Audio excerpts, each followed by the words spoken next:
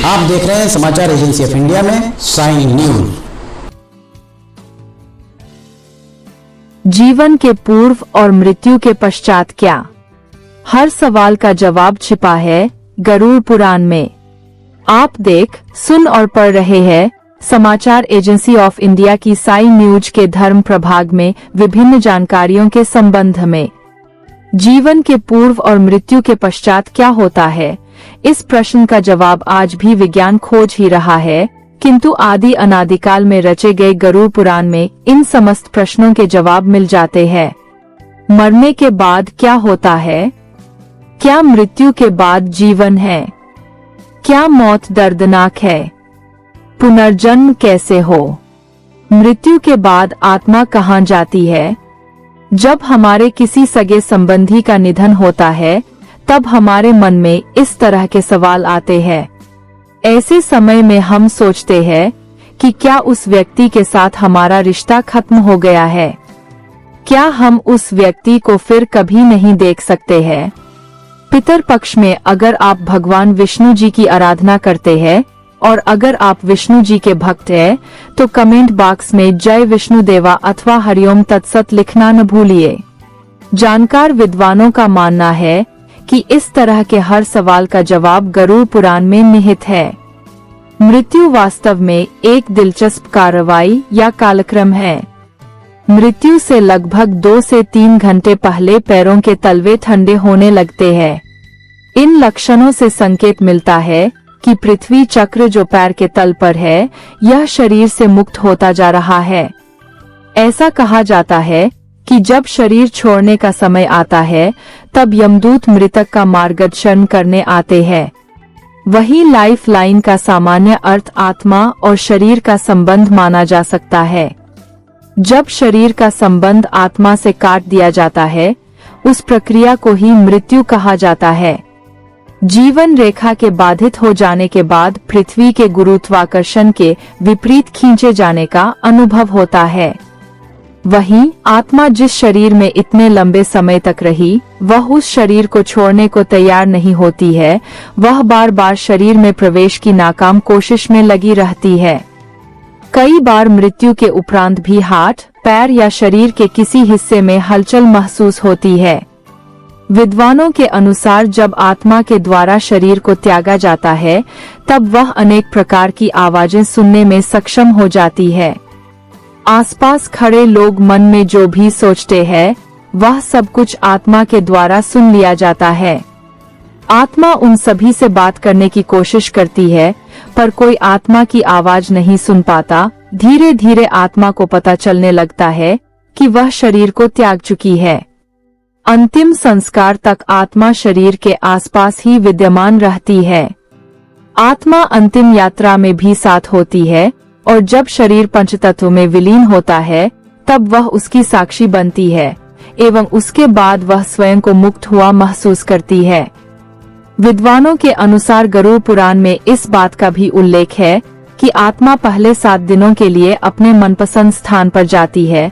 अगर उसे अपनी पत्नी, संतानों से प्रेम होगा तो वह उनके कमरे में विद्यमान रहेगी। रुपए पैसों से मोह होगा तो तिजोरी के आसपास रहेगी। पशुओं से प्रेम होगा तो घर के पशुओं के आसपास रहेगी। 7 दिनों के उपरांत आत्मा अपने परिवार को अलविदा कहकर दूसरी दुनिया की ओर प्रस्थान करने लगती है। यही कारण है कि कहा जाता है कि मृत्यु के 12 दिनों तक आत्मा की बहुत ही कठिन परीक्षा होती है।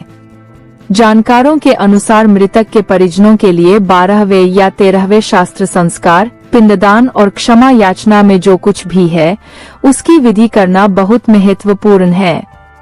इसलिए कि वह आत्मा अपने साथ नकारात्मक ऊर्जा, क्रोध, राग, द्वेष आदि साथ लेकर न जाए।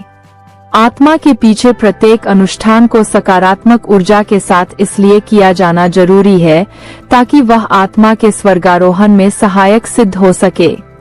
विद्वानों के अनुसार गरुड़ पुराण में यह भी निहित है कि 11वें एवं 12वें संस्कारों में होम हवन आदि किए जाते हैं ताकि आत्मा अपने देवलोकवासी पिता, माता, सखाओं एवं रिश्तेदारों आदि से मिल सके। जिस तरह पृथ्वी लोक पर लंबे समय बाद मिलने पर आलिंगन किया जाता है, उसी तरह वहाँ भी होता है। इसके बाद उस जीव की आत्मा को उसके मार्गदर्शकों के द्वारा कर्म समिति के पास ले जाया जाता है, जहां हिसाब किताब भगवान चित्रगुप्त के द्वारा किया जाता है।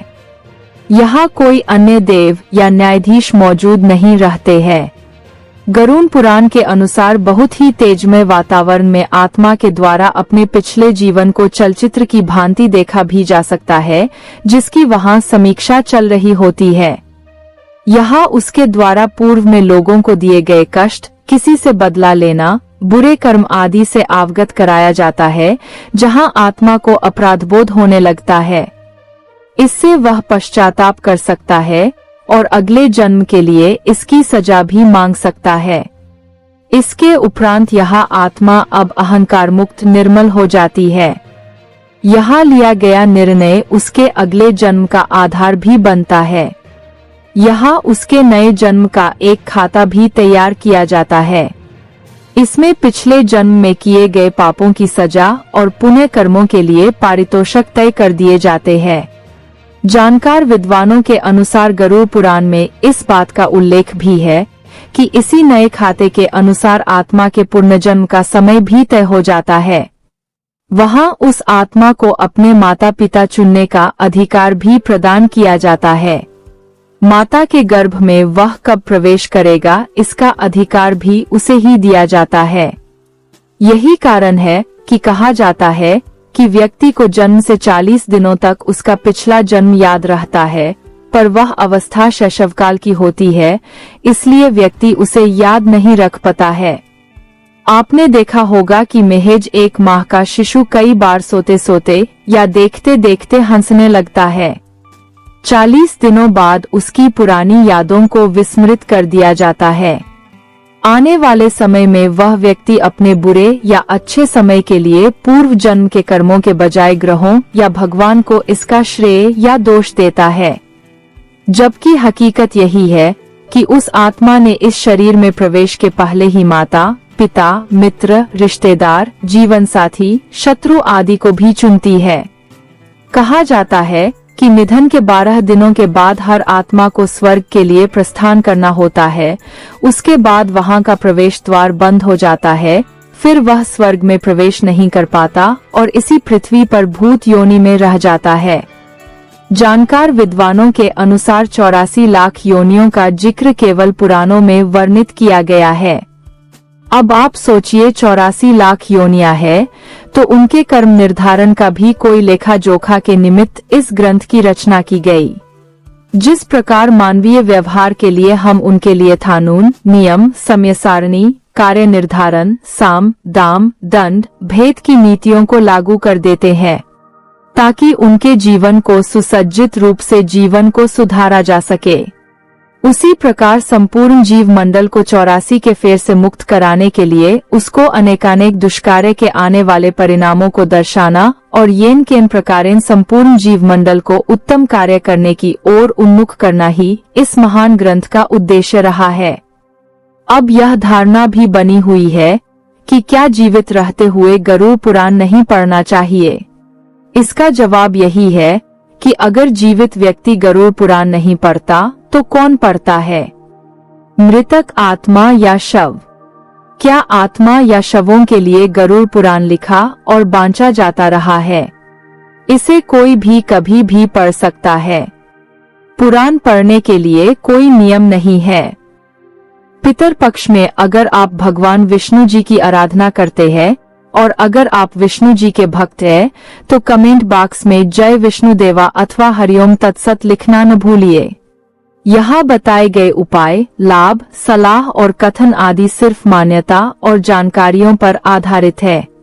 यहाँ यह बताना जरूरी है कि किसी भी मान्यता या जानकारी की समाचार एजेंसी ऑफ इंडिया के द्वारा पुष्टि नहीं की जाती है। यहाँ दी गई जानकारी में निहित जानकारी विभिन्न माध्यमों, ज्योतिषियों, पंचांग, प्रवचनों, मान्यताओं, धर्मग्रंथों, दंतकथाओं, किंवदंतियों आदि से संग्रहित की गई है। आपसे अनुरोध है कि इस वीडियो या आलेख को अंतिम सत्य अथवा दावा न माने एवं अपने विवेक का उपयोग करें। समाचार एजेंसी ऑफ इंडिया पूरी तरह से अंधविश्वास के खिलाफ है। किसी भी जानकारी या मान्यता को अमल में लाने से पहले संबंधित विशेषज्ञ से सलाह ले। अगर आपको समाचार एजेंसी ऑफ इंडिया में खबरें आदि पसंद आ रही हो तो आप इसे लाइक, शेयर व सब्सक्राइब अवश्य करें। हम नई जानकारी लेकर फिर हाजिर होंगे, तब तक के लिए इजाजत दीजिए। जय हिंद।